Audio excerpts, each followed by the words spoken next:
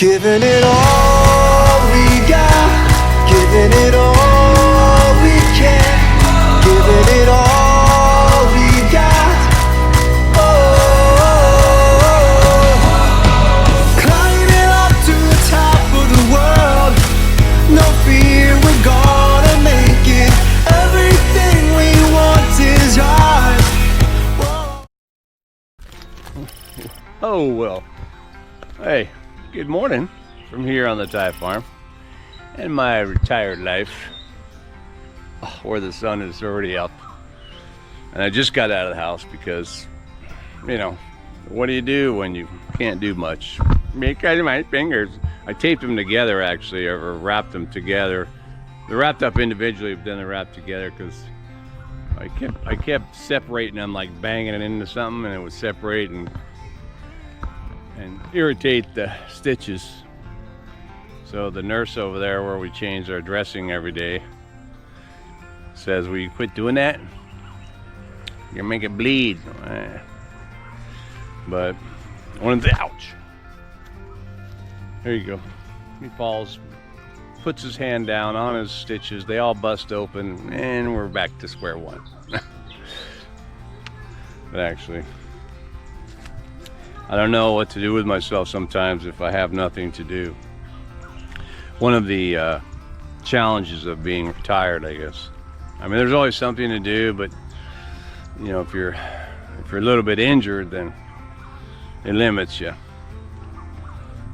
And I promised my wife that I wouldn't work with my hand, but they better hurry up and get this over with. And I am going to take them stitches out myself. But one of the things I did notice as I kind of had been meandering around the farm was that, you know, we're starting to bear the fruit on all the trees.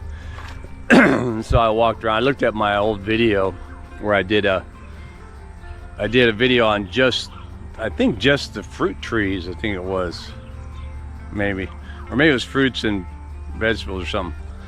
At that time, I had 37, I think, fruit trees on the farm. And that's going to be, you know, that produces a lot of fruit. Of course, they weren't all producing at the same time because, you know, seasonally, I guess fruit, you know, has its own thing. And, you know, whatever, climate change and all that. But I do see that you definitely have, you know, the limes, or lemons as the Thais call it, but the limes are have 2-3 trees of those, and they are definitely starting to pump out. I think my sister-in-law was over here yesterday snatching a bunch. But it's the mangoes that I'm really kind of getting excited about, because mangoes definitely are seasonal, although you can pretty much find mangoes all year round somewhere. But here on our farm, it's seasonal. And I walked around yesterday, and then I asked my wife, of course, trying to confirm that or whatever, but I think we have 7 different varieties of mangoes. That's a lot of mango. Here, check it out. The rice was just harvested. The hay is laying there, and they'll probably have another hay baler guy drive his truck and, you know, make the hay bales, all that stuff. Maybe we'll snatch up a couple. And of course, the cat follows me out here. But yeah, dude, look at these mangoes here in this first tree. Boom. This thing, it's a pretty big mango, man. You know what I mean? And I don't know the name of all the mangoes. To me, they're just a big mango, and then there's a small mango, and a smaller mango, and a skinnier mango, and a fat mango. But maybe my wife can help me when I make the video, and we'll put a name to them. If you're Thai, or maybe you guys already know because you're a mango farmer. This one's got the nice red hue to it already. But again, it's huge, man. And when they all ripe at the same time, we're gonna have problems. Hey, there's my vines. I thought maybe I was getting a cross breed here, because this side is the red one, but it just meandered all the way over here. So this big mess started, if you remember, with just two little skinny pots. They were small pots. I put them in bigger pots on either side of that sitting area, and then they grew into the ground and took off. This one took off much better, but it's not quite as green right now because it's the you know, it's that time of year we start to shed. Here, man. What are you doing, cat? Hey. Meow.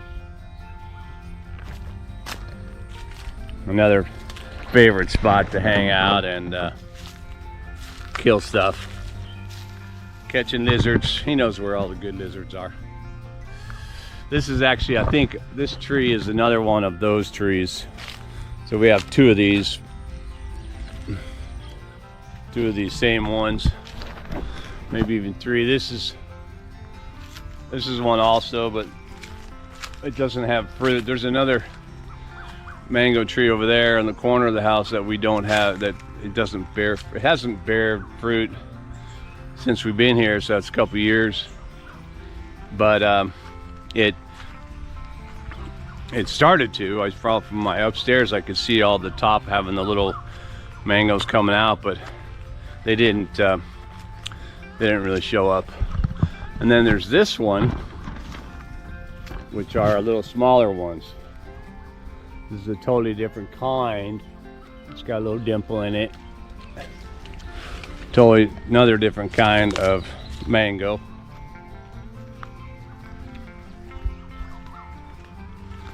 The one that's popular. Ow. That was my finger. Sometimes if I touch it in the wrong spot, like right on the stitches or something, it'll send like a little shock.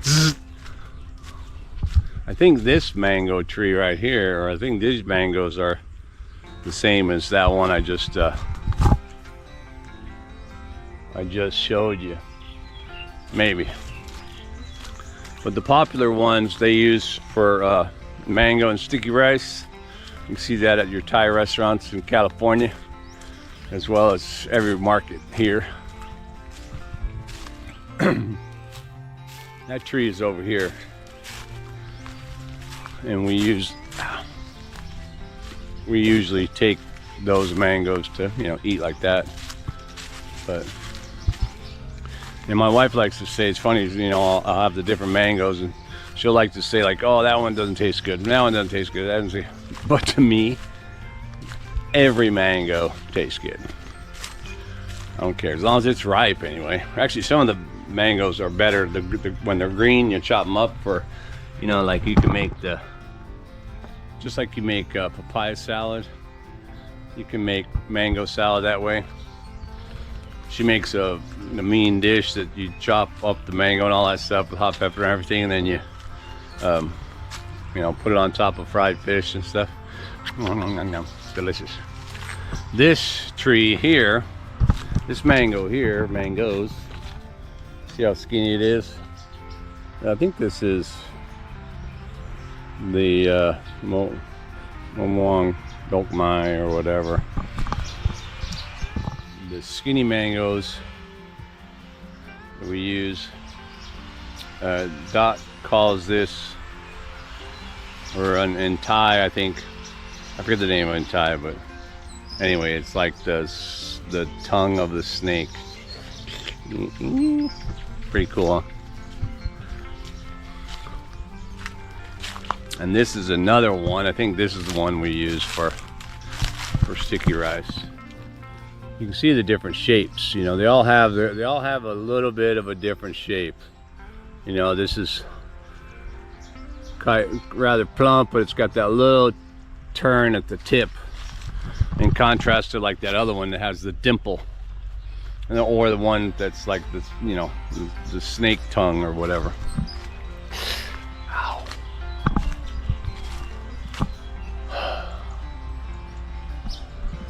And this is another one, but I think that's the same as you know, this one over here. So how many was that? The one that doesn't produce, that's one. That's another different version, the one over by the house. So it's like 1, and then 2, and then 3, and then 4, and then 5, and then 6. I think the other one, the 7th one maybe, is the one that's out there by the front part of the pond. If you remember the story, when they brought our house here, and I had to cut the huge branch off of the tree in order to get the house past it. That was, hopefully I don't get cobwebs through here.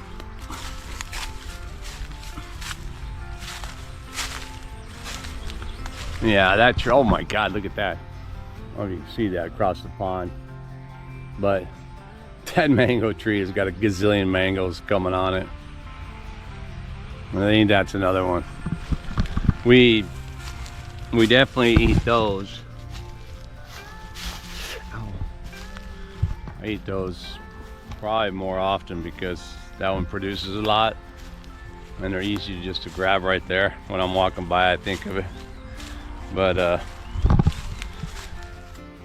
my slippers are slippery this morning. Actually, they kind of were yesterday. These slippers are the good ones, man. But because I haven't been walking around and working and all that stuff, I think the bottom of my feet have gotten kind of smooth or whatever. And so now they're slipping on top of my slippers. Is that why they call them slippers? No. It's because they slip on your feet. Not because your feet slip on them. But hey, I don't know. Anyway, walk around the ponds there before it heats up. I think it's only like 7:30 or something. Maybe it's closer to 8 looking at that sun. Yesterday I didn't do work, but I brought the bush cutter out and you know, used my right hand to gas it up and crank it up because my wife wanted to do some bush cutting, wanted to cut the weeds out there in the garden. So I was like, all right, that's what you want to do. Although it gets heavy, so. But yeah, look at that, man. Plenty of mangoes. This tree is gonna be chock-a-block full. We're gonna have like just a truckload of mangoes. Oh, my back. A truckload of mangoes, all ripened at the same time. Another picture. I'm gonna take that shot. Yeah.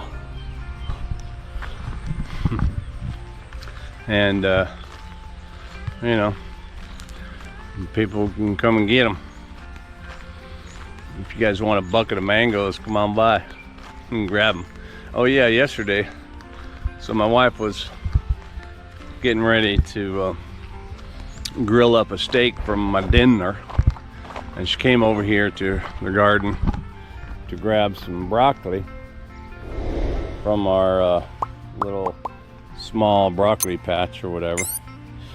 And then after you take the broccoli, you can cut actually that you can do that one. So anyway, so she cut the, you know, the broccoli stem off, and after breaking the broccoli crown or whatever off, she took the rest and she just took the whole, you know, thing with all the leaves or whatever and threw it and chucked it into the pond here. And dude, she had just fed the fish with fish food and then a whole bunch of fresh cut up mango, you know, because there's still a ton of mango on the ground over here that's totally ripe, too ripe to eat maybe. And but man, those fish, they went after that broccoli leaf. They just like on all sides of it, just going like piranha. I was like, what the heck? The fish like broccoli. Or they like the broccoli leaves anyway. But yeah, that was well, it was good actually. Not only was it pretty cool to watch, but or maybe I could video that. But it was surprising. It was good to know. This hole right here, yeah, that's a lizard hole. He's a big lizard. He's about a foot long. I think it's probably more than one. He goes from here all the way to another hole that's underneath the cart over there. This is another big old mango tree, but it's also non-producer right now. Hasn't produced much. In the previous video, I talked about how when I thought it was lightning or whatever, the big old that one-day storm, and it broke another big old branch. My wife chopped it all up, and then I cut it. And it used to be a stick here, but I cut it I stuck it in the ground, did the post hole digger, and stuck it in the ground so I could mount my windmill back on there. It's holding up pretty good, man. Of course, we haven't had super high wind, but you know.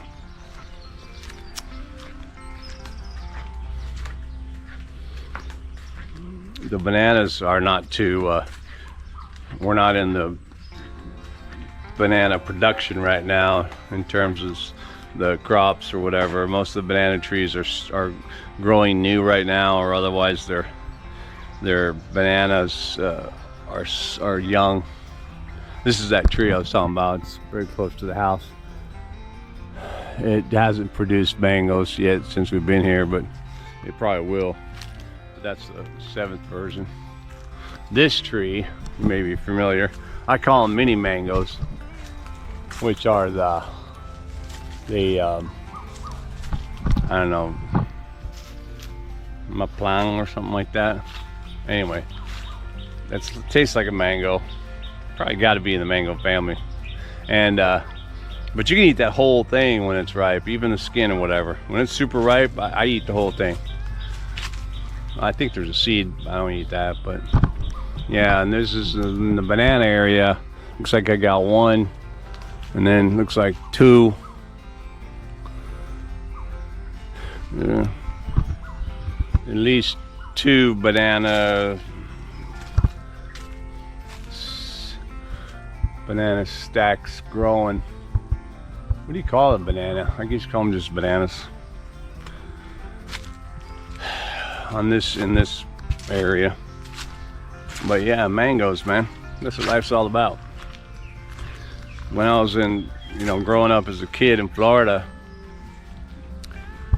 I remember mangoes, but I don't think I really ever ate that many because, there was just too many of them around.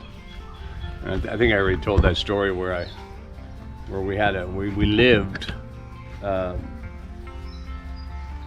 oh yeah, starting to get warm. We rented a house from Burt Reynolds, for those of you who remember Burt Reynolds. Anyway, we rented a house from his father, and next door was his aunt and uncle, and very cool people. But when we were little, I think maybe I'll have a picture. I somewhere I have this picture of me like at that house, and I'm like hanging from the front porch. The front porch had an awning on it, but the awning had been ripped off probably from a hurricane or something. It was just the metal. I think that's what it was. I'm hanging from there. But anyway, yeah. So at that time, his aunt and uncle were older. They were like, grandpa age, I think. Or I don't know. I was a little kid. Maybe they were only in their 60s or something. But my mom, my dad wasn't in the picture at that time, so my mom was away working, right? She worked at you know, as a waitress. We were often left alone, but being alone in the 60s was not a problem. And but she would touch base with the auntie and uncle and say, hey man, just to let you know, I'm gonna be working tonight, so if the shit hits the fan over there, my kids, can you please, you know, let me know or whatever. And you know, so she would keep an eye on us from now and then. That's what I remember. And we never really had a lot of food to eat per se. We usually waited until my mom came home, and she'd bring something home from the diner or something like that. And so the auntie next door would they would, like, I don't remember ever them giving us sandwiches or anything like that, but she had a huge mango tree in their backyard, and she let us take the mangoes, or she would make stuff out of mangoes. And it got to where I guess she liked making stuff out of mangoes, and she would give us to eat, you know, she would give us like mango pudding and mango fudge and mango pie, and I mean, she probably made mango bread for all I remember. But I do remember thinking, after those years, I'm done with mango, man. I don't want no more mangoes. I've had enough mangoes. Because of that whole overdose of mangoes from the auntie.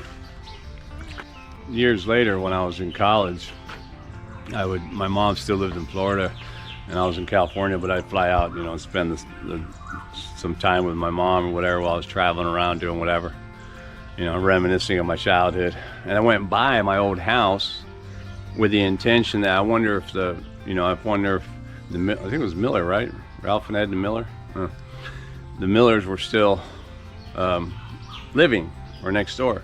And I went there, and the house was still there, the fenced-in yard, you know, chain link fence, little tiny house, and rural Florida kind of, you know, but near the beach. And it was in Juneau, or no, that might have been Riviera Beach. I don't know. Anyway, the grass was overgrown, you know, the house did look kind of closed. And so I went to my old house next door, and I knocked on the door, and there was like a big old family living there. I go, hey, how you guys doing? And I go, hey, you know anything about the neighbors there? And they're like, yeah, well, I haven't seen her in a while. Her husband died, like, I think about 2 years ago. I haven't seen her. And I was like, oh. So, yeah, but anyways, so I figured, well, that's what it was then. He died, and then maybe she just went to live with family or something. Of course, she probably passed away by now, but it was pretty cool. We didn't live there that long. We moved around a lot when I was a kid. But I do remember when we lived there, that fighting with my brothers like I usually did. They locked me out of the house, little fuckers. And I was next door in an empty lot, which is behind another diner. And that we used to actually get the day-old donuts from the dumpster.